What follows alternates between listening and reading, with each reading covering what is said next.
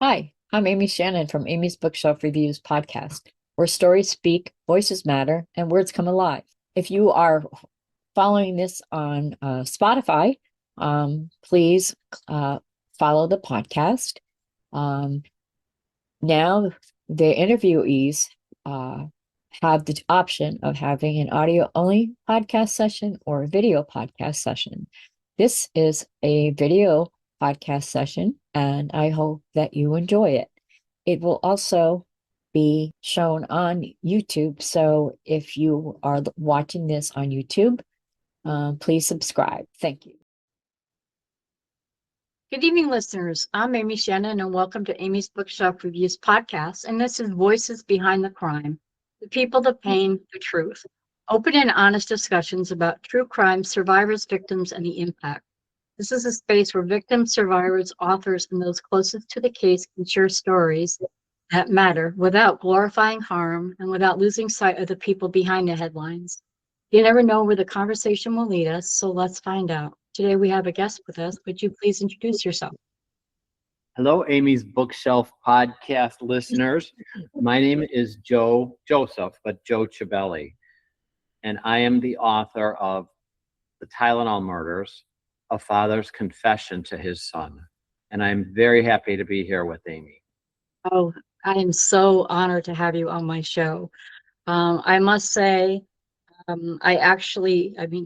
I was a teenager in the 80s, but I do remember not necessarily the whole, I remember the impact that, they call it the Tylenol killer, that even though it was focused in just one area, that it just felt like everybody's like, no, you can't buy Tylenol.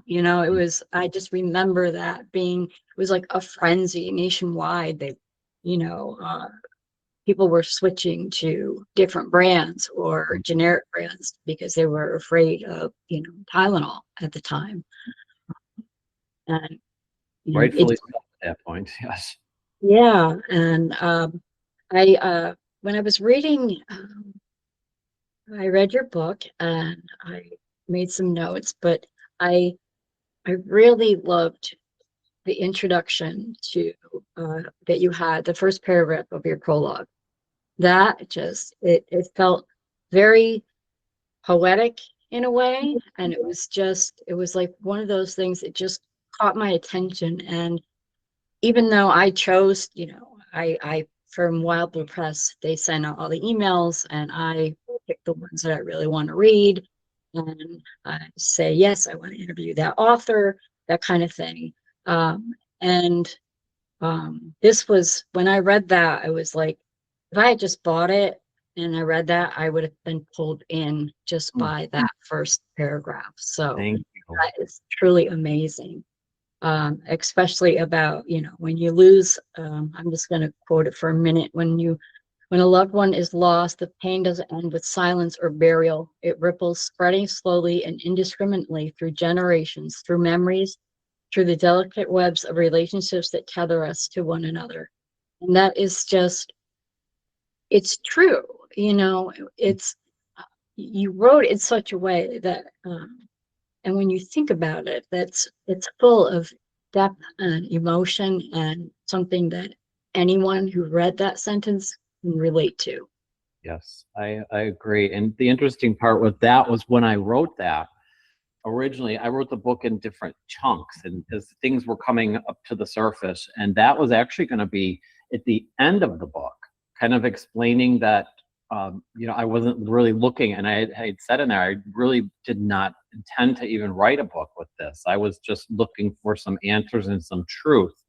And the further that I got into it, the more I realized that this story needs to be told.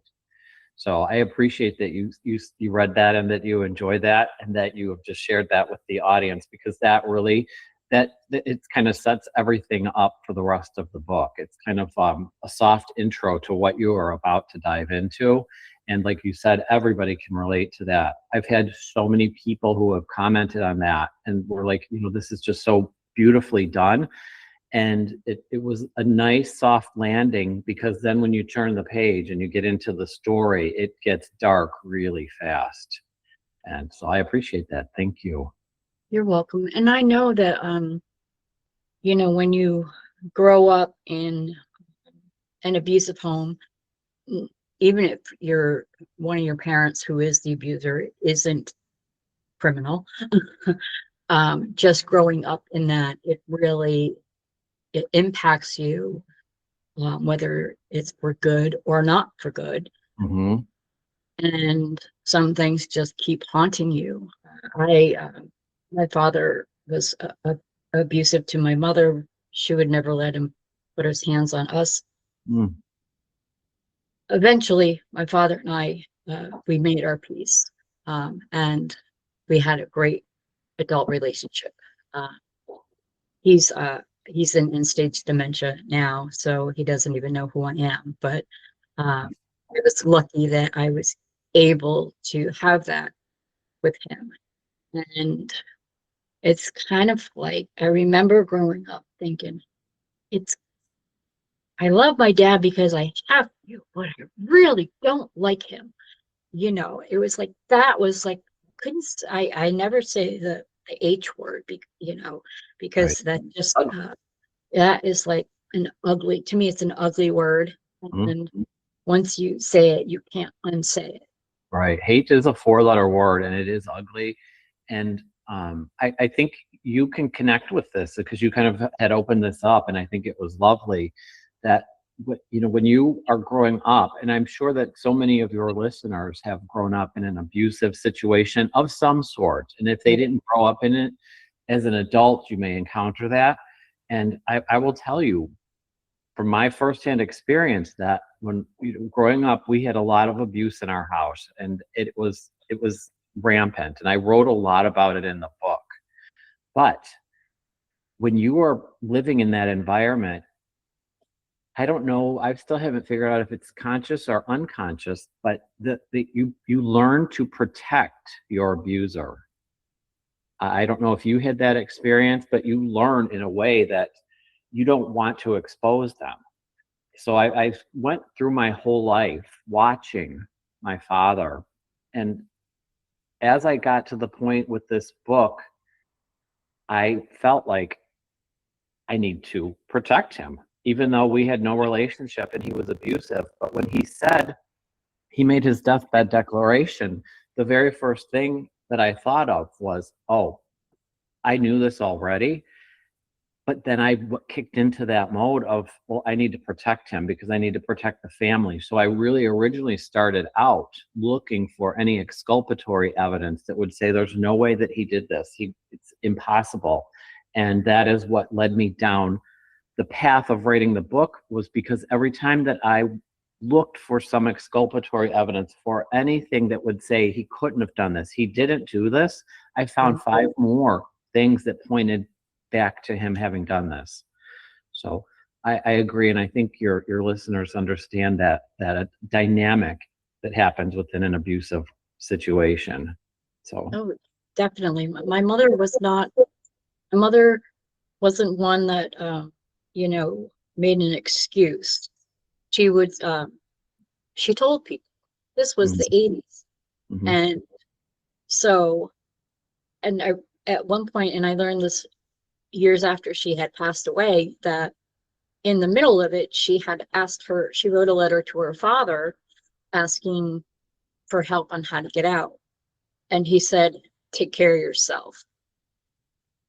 It was like, you're not getting any help from me. I'm not going to tell you what you can and can't do. Oh, So my mother was raising 5 children. And even though my father was around, he was there, but he wasn't there.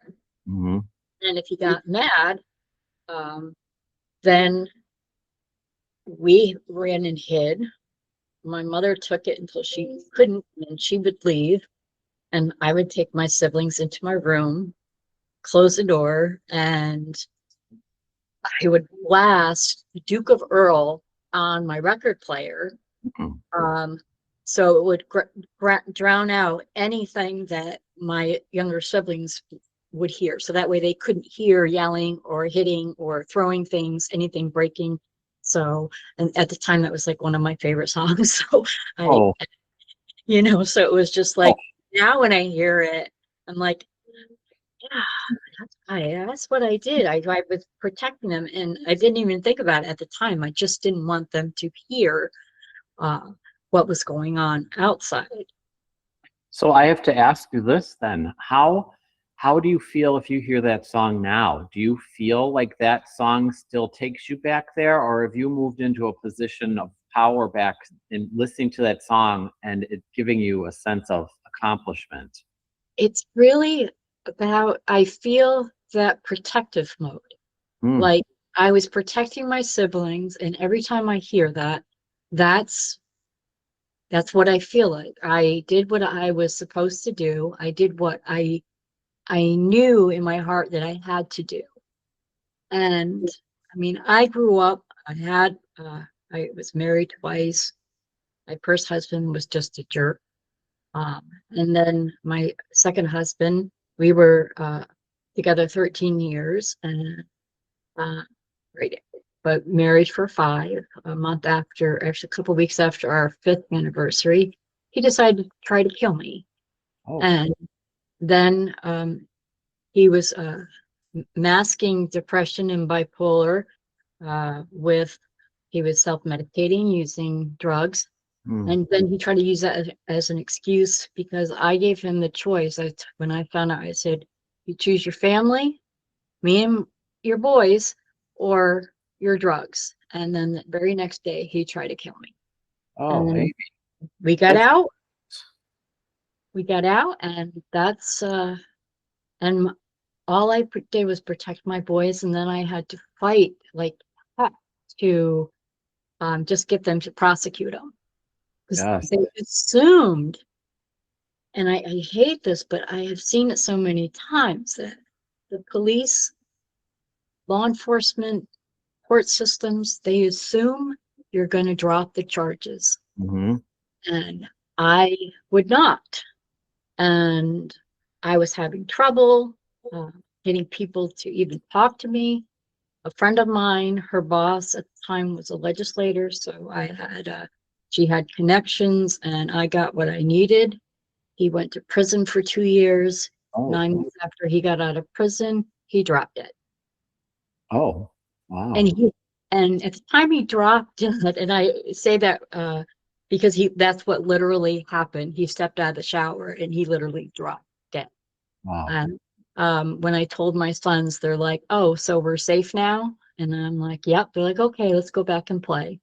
Oh, All they know is they saw it, they remember. I have a lot of physical issues and emotional ones, but I love talking to people and helping them. And when I found this great author community, that's why I just keep doing what I do, because it helps them. And I'm not ashamed of my story. And no, you even should. though people would say, how could you let him do that? Oh, yeah, like I begged him, please try to There's kill me. there is such a mentality of that where people, they see this and they're, well, why didn't you just leave, or why didn't you just do this or that? And but when you're living in a situation like that, as you know firsthand, it's never that simple. It really is not. And Especially if you don't think you have any place to go. right. And I think back to what you said about your mom having reached out to her own father for help, and he's basically said, you're on your own, is what he said. Yeah. You're on your own. And there is such a gap, and you brought it up so beautifully. There is this gap there. And I have encountered this all along through the era when I was writing the book until today, even, that when you reach out a lot of times to law enforcement, they don't want to be bothered. They Yeah. There's incidents in the book where I had to call the police on my father for abusing my mother, and it was bad. And I was 10 and I had to call the police, and they're like, whatever.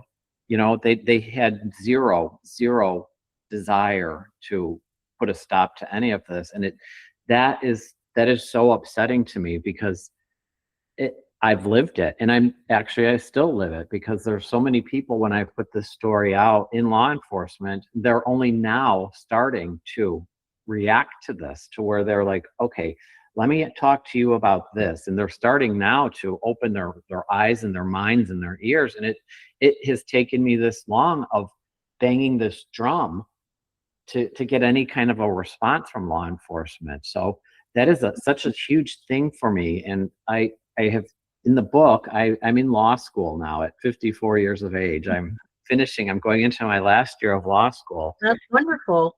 Thank you. And what you had talked about is exactly, that is point blank the reason that I have pursued law, is because I feel like I have a platform, I have a voice, I have experiences, and I can use what I'm learning in law school to help people. I have done a little bit of interning with the DA, and I have seen behind the scenes, and it's so upsetting, because you see horrific crimes, and as the defendant is being prosecuted, the only thing they want to think about most of the time is, let's get a deal here. Let's make a deal. And I saw some horrendous things, and I was watching them, and there would be motions for this, and they want to block that, and that there was an objection to this, and they want to reschedule a hearing, and it drags on for so long, and the victims are suffering that whole time, having to relive this, having to go through being in a trial setting to where they are being questioned. And I don't think there's an easy answer to this, and I'm a little bit long in the tooth to fully take this on, but I at least want to start the charge of doing something for victims. At the very least, giving people a voice. That is exactly what people need. People, survivors, they need a voice.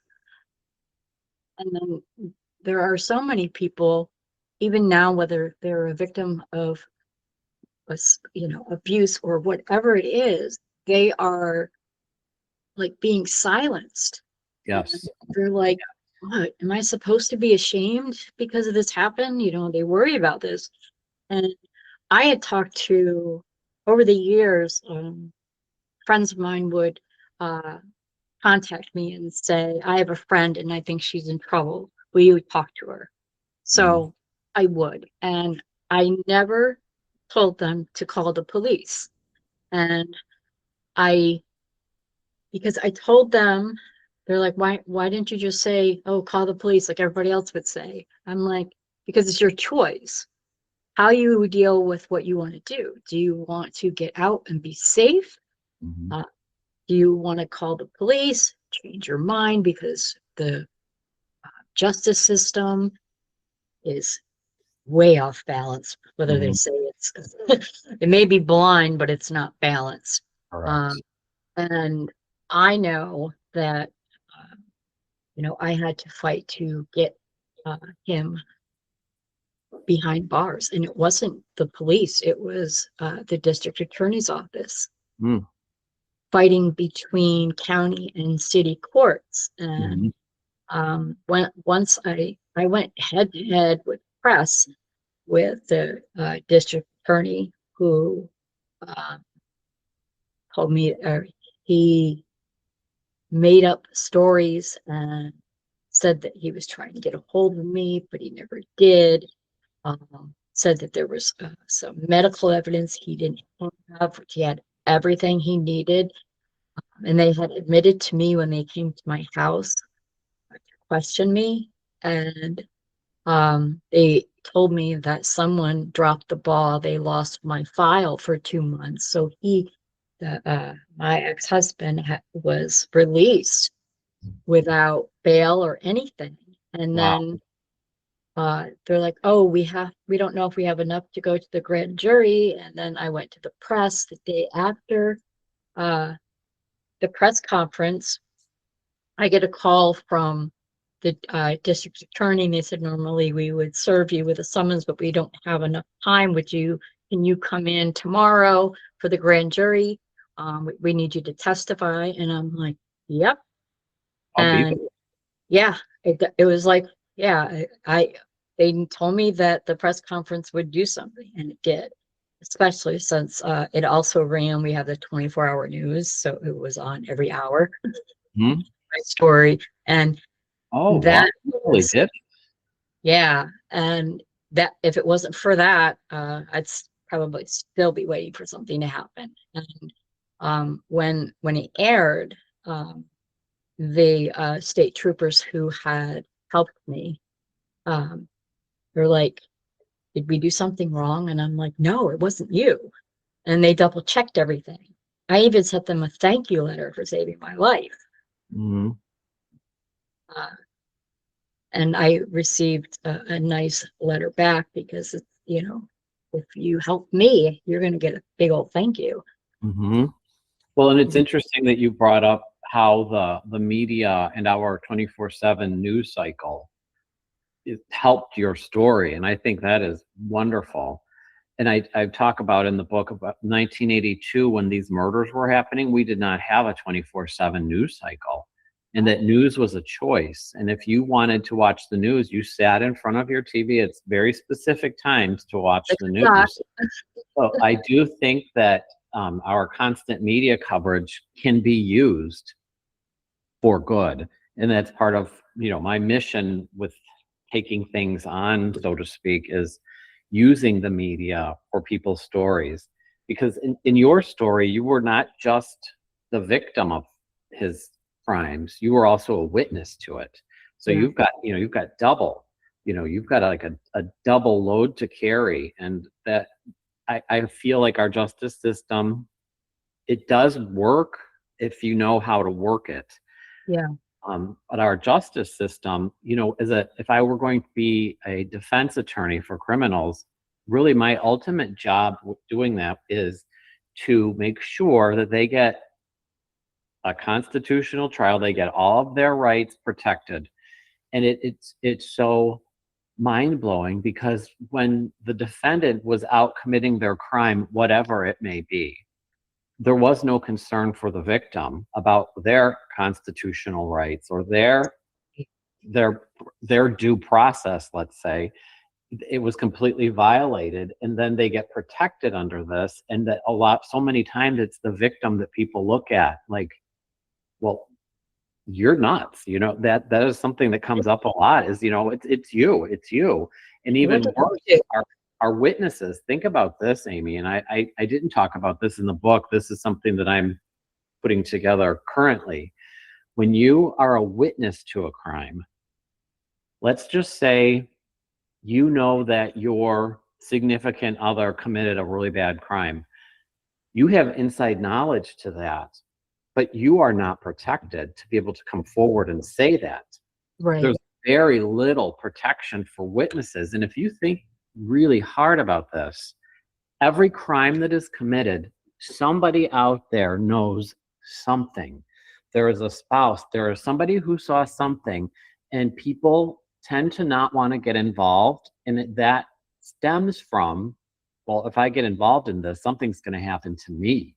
Yeah. And I see that, and I'm hearing that in your own story and the stories that I hear from people who are reaching out to me who have had similar situations in their lives. There's so much of that no crime anymore is committed in a vacuum. There is somebody out there who knows something. And my goal with giving people a voice is also to give witnesses a voice, because I think so many more things could be solved if people actually spoke up and felt safe doing so. Yeah, you're right. And that makes me think of how so many times that in if the defendant decides to go to trial because he wants to face the victim, and it's just another way to violate that victim because the the defendant has a right to Yes. face to Wait, face with, accuser. yeah, the accuser. But in children's cases, um victims of assault, um that kind of thing, they, um sometimes those witnesses just have to be protected. And though even if they have court TV and they blur out your face, but in court, you're still right there. People know who's who in a situation. Exactly. Yeah, I feel bad for the victims, and I also feel for the witnesses. There was really nothing set up to protect them. And I think, moving ahead, I think that coming up with some kind of a system that helps to protect the witnesses will actually solve more crimes, because somebody knows something out there. Somebody always knows something. You're right. And I mean, we need more victims advocacy groups and people. But I think if we had something similar for witnesses, especially those of violent crimes, Mhm. that, because that's why people don't speak out. They don't want to have retribution. Correct. Who knows?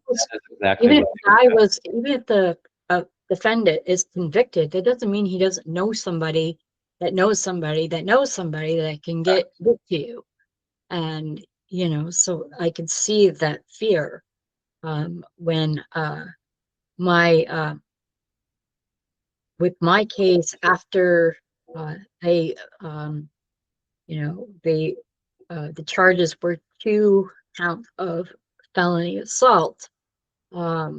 They asked I sat down with the DA and they asked about making a deal, and I'm like, well, let me know what you think would happen. And he said he would try and fail, but he would try to put my boys on the stand. And I'm like, nope, make a deal. Oh yeah. See My again. Yeah. I And don't they know. were I don't know if your children were victims of his as well, but they were witnesses, and they were children, and there was no protection for them in this, no. other than you. You stepped Yeah. up as the mama bear and handled it. Oh But for yeah.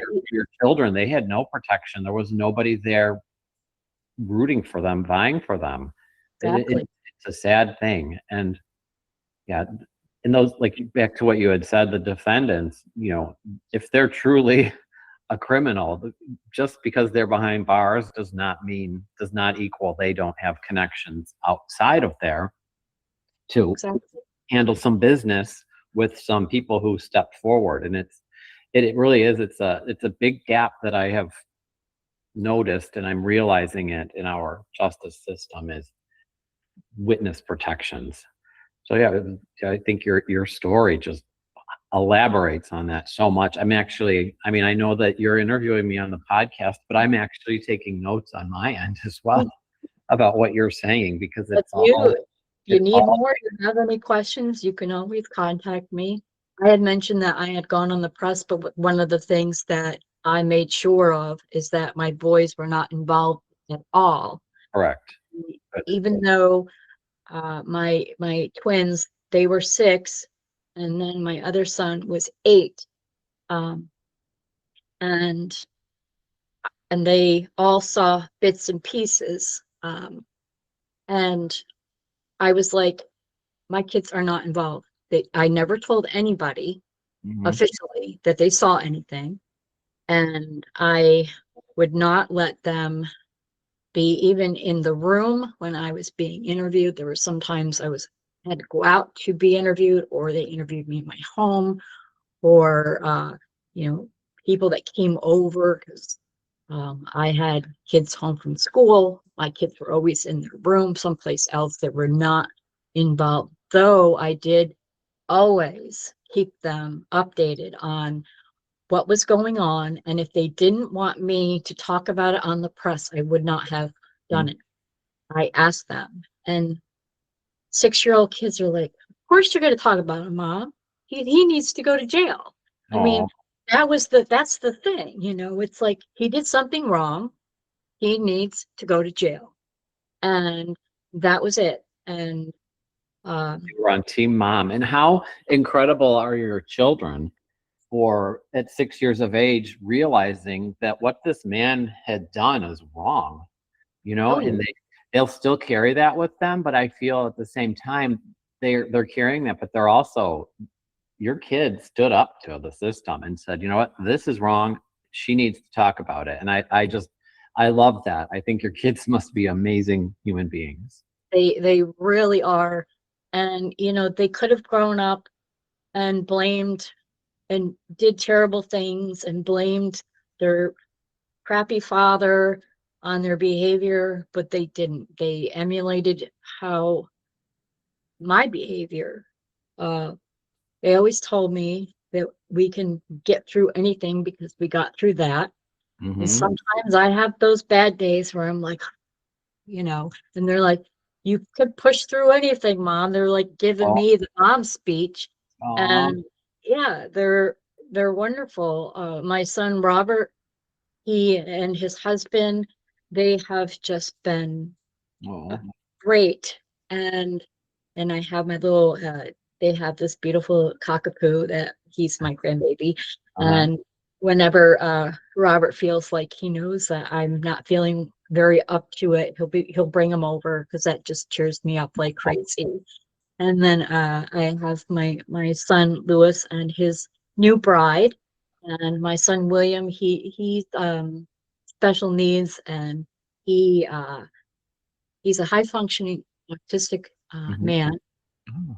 He had bipolar, but he put it in remission himself. He weaned himself off his meds, so he is med free. And I didn't even know about it because he was hiding them under his bed. He thought I would get mad because he wanted to slowly get off his pills. So one day I moved his bed, expecting to see like dishes, and I saw all of his pills that were like a year's worth. Oh, And I'm wow. like, I didn't notice for a whole year. There was no sign that he was off his meds. He put himself in bipolar remission, they called it. Wow. Wow. I mean, that is nearly unheard of. And the thing that too that I feel, that you and your children, I found this, I've learned this along the way, that, you and your children are carrying an enormous amount of PTSD from what you've gone through. And PTSD manifests in your life in so many ways. And I feel like that is something that's another avenue for people who have survived a crime or people who have witnessed a crime, that the PTSD that comes along with that is tremendous. Puts a tremendous burden on your system. Oh, So, it does. And I mean, I have a traumatic brain injury, which over the years manifested into they call it a functional neurological disorder. mhm. So I can't walk as well as I used to. I have tremors and various things that I get pain for no reason just because my brain thinks it's normal that for me to Mhm. have pain. But I have PTSD, and I talk to a therapist, and I'm on meds. And every time I take my pills, I look at my son William. I'm like, oh, I wish I was as strong as you because I'm so tired of taking pills. And it's just that they're not. It's not easy. I No, um I don't have those PTSD moments a lot, but when I do, it's they bring me right back to where I was. they come back, and they come back with a vengeance. And sometimes when you have one, if it's been a while, I mean, they come back with interest. Oh They yeah. come back at you with interest. So, what, you haven't had this for a while, and I'm going to give you to you really good. And I think it's wonderful that you acknowledge that, and that you see that, the medication helps and the therapy helps, and that this for you, for your children, for myself, for any victims of anything, it is a lifelong battle, and it is a battle to get through something, and also to come out at the other end, hopefully If you better. don't get over it, No, you never get over it. You through it. have scars. You have scars, and those scars heal. However, they're still there. And it is, I mean, it's a choice, and it is a battle every day. For myself, I can speak for my life. Going through things that I had gone through, I have to make that choice every single day when I wake up. Where am I going to go with this today? And, put brakes on something if I need to, or just, it's a constant conscientious battle every single day. And I applaud you for being such an incredible mom to your boys. And I applaud your boys for dealing with this and becoming amazing, productive adults. You did an amazing job with your kids. Thank you. I mean, it was the one thing that my mom always taught me was to be kind I and see not, that on your hat right now. yeah. And it was, I, now when I go out, I have to use a wheelchair, and I had noticed how it was just, I was treated differently. Um, like people would rush to get out of my way. I've been sworn at. I've had people try to race me across the street, try to, where they would almost literally hit me. And I couldn't, I was like, what happened to kindness? I mean, my kids were the kind that I didn't have to tell them, say thank you. They just knew to say thank you if somebody gave them something. They And learn by any, example. yeah, and that's how I learned from my mother. It wasn't, she's like, you got to be nice, you got to do this. No, she was just that way. She was kind. She was a better person than she thought she was. Hmm. She didn't think she was pretty enough. She didn't think she was smart enough, but she raised 5 children on her own, even though she had an abusive man there with him, with her. Eventually, when my father figured out what was wrong with him, why he was so angry, he had a traumatic brain injury, and he didn't know that it would affect him. And because he wasn't remembering stuff, he would get angry and he'd lash out. And who was there? My mom. Right. And they got through it. They were married for 25 years before my mother passed. And then it took my father a while to realize that he was never going to find my mom again. And then to realize that he was just he should just live his life. And I learned that about myself too, that, relationships, I was just like, yeah, no, thank you. And now Oh, I wouldn't want to be a burden. I love all the friends I've been making around the world. And this community is just wonderful. And I love talking to new people. And you can always reach out to me. I'd love to talk to you more off oh, air or whatever. That would well, just be amazing. what you said about having so many friends in your life, I've thoroughly so much enjoyed hearing your story. Well, you have a new friend here in Sacramento, California. So Thank I'm you a, very much. I'm an My Amy book fan. I do that, and that's funny because that's where I live. I have my boys and their spouses and my grand fur babies because no one's given me a grandchild. But in my building, my best friends are dogs.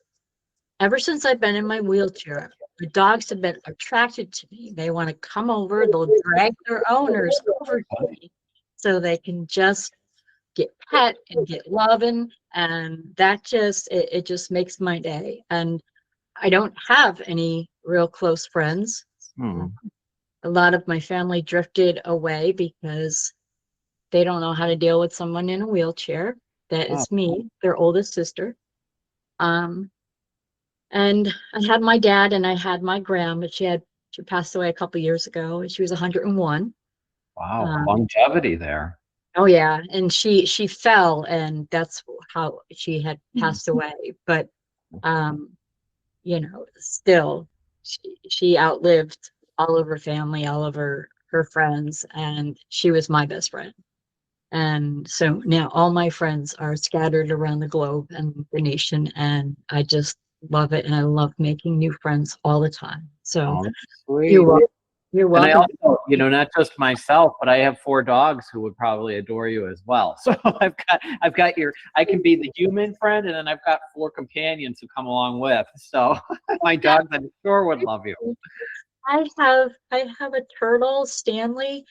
She uh she Gee, identified, yeah, well, they told me when I got her, they told me she was male. So I named her Stanley because I like comic books. and after Stan Lee. And then about 2 years ago, we discovered that she was female, and I'm like, well, she knows her name, so I'm not going to change it. And who cares anyways? Right. It's And 2026, baby. I know. And my son Lewis is like, well, how does she identify? I'm like, a submarine, because she just likes to float over. So that's how she identifies, a submarine. Love that story. I think I've not met Stanley, but I think I really like Stanley. Oh, I feel Stanley. I understand Stanley. definitely. And actually, if you go to the homepage of amysbookshelfreviews.com, I have a section where I have some photographs of me and my family, and my grandbabies, and Stanley, of course, and just kind of sharing a peek inside my life. Oh, I love that. I will go look. And I want to say, because I did look at your website, and I did think I do kind of remember seeing a picture with a turtle. So now I'm going to have to go back now that I know who that turtle is. I need to go back and look at that turtle again. How long have you had Stanley? She's 9 years old. Oh. I got her when she was just a couple months old. Aw. She's actually still growing. They told me she would stop growing after 8. She's still growing, and they told me she would only get to be about 10 inches long. She's 21 from head to tail, at Oh, she's least. big. And she's big, and she's fast. Wow.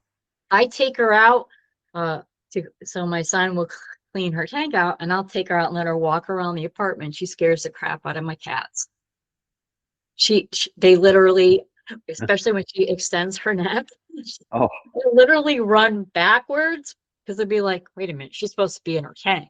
And then she pushes her head out, and they're like, uh-oh. And then she's like, shoo, down the hallway. They're like, we're out of here. Stanley. Quit She's- scaring the cat, Stanley. I know. Yeah. My two cats, Flash and Tan, they're both males, and they love each other very much. Well, it's, like I said, it's 2026. You be you, boo. I love it. Yeah, whatever. I don't care. Aw, I that's so don't cute. want it to happen on my bed. That's all. Right. There you go. We That's must all I have boundaries.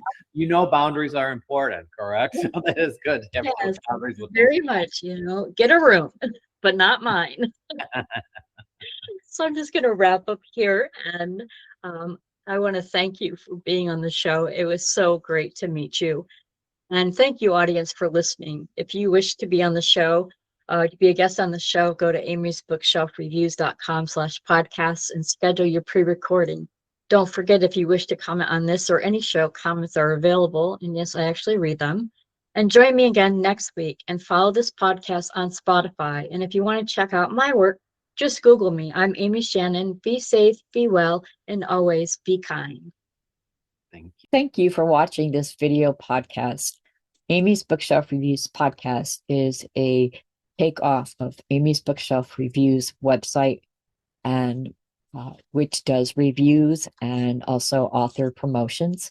You can go to amysbookshelfreviews.com for more information.